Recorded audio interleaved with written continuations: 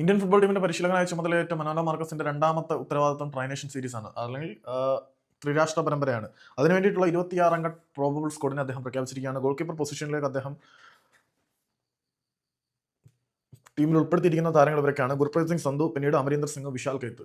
പ്രതിരോധ നിരയിലേക്ക് നിഖിൽ പുജാരി, രാഹുൽ ബേക്കെ, ചിങ്ലങ് സന സിംഗ്, അൻവർ അലി, ആകാശ് സംവാൻ, സുഭാഷിഷ് ബോസ്, ആശിഷ് റായ്, മെഹ്താബ് സിംഗ്, റോഷൻ സിംഗ് നവോറ. മധ്യനിരയിലേക്ക് നോക്കുകയാണെങ്കിൽ സുരേഷ് സിംഗ് വാങ്ചം വന്നിട്ടുണ്ട്, ഹാൻമന്തയുണ്ട്, ജീക്സൺ സിംഗ് ദ്രോജ ഉണ്ട്, നന്ദകുമാർ ശേഖർ ഉണ്ട്, പിന്നെ ബ്രാൻഡൻ ഫെർണാണ്ടസ് ഉണ്ട്, അനിരുദ്ധ് താപ്പെ ഉണ്ട്, ലിസ്റ്റൻ കൊലാസോ ഉണ്ട്, ലാലങ് മാവിയ ഉണ്ട്, ലാലിയൻസ് വാല ചാങ്ടെ ഉണ്ട്. ഈ ലാലങ് മാവിയല്ല ആൾട്ടെ എന്ന് പറഞ്ഞാൽ നമ്മുടെ അപ്പുയാണ് ഉദ്ദേശിച്ചത്. പിന്നെ ഫോർവേഡ്സിലേക്ക് നോക്കുകയാണെങ്കിൽ എഡ്മണ്ട് ലാൽഡറിൻ്റെയൊക്കെ ഉണ്ട്, ഫറൂഖ് ചൗധരി ഉണ്ട്, മൻവീർ സിംഗ് ഉണ്ട്, വിക്രം പ്രതാപ് സിംഗ് ഉണ്ട്, റഹീം അലി ഉണ്ട്. ഇതാണ് വിയറ്റ്നാമിൽ വെച്ച് നടക്കുന്ന ട്രെയിനേഷൻ സീരീസിലുള്ള ഇന്ത്യൻ ഫുട്ബോൾ ടീമിന്റെ 26 അംഗ പ്രോബബിൾ സ്ക്വാഡ്. ഇതിനകത്ത് കേരള ബ്ലാസ്റ്റേഴ്സിൽ നിന്നും ഒരൊറ്റ താരം പോലും ഇല്ല എന്നുള്ളത് ആരാധകരെ അത്ഭുതപ്പെടുത്തുന്നുണ്ടായിരിക്കാം.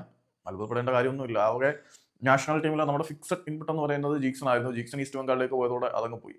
പക്ഷേ വിപിൻ മോഹനെ പോലെയുള്ള താരങ്ങൾ നാഷണൽ ടീമിൽ വരാൻ ഇനി എന്താണ് തെളിയിക്കേണ്ടത് എന്നൊരു ചോദ്യത്തിനാണ്. പക്ഷേ വിപിനെ ഇപ്പോൾ നാഷണൽ ടീമിൽ പരിഗണിക്കാത്ത കാര്യത്തിൽ സന്തോഷമേ ഉള്ളൂ. വിപിൻ കുറച്ചുകൂടി സെറ്റായിട്ട് അങ്ങ് വരുന്നതായിരിക്കും നല്ലത്.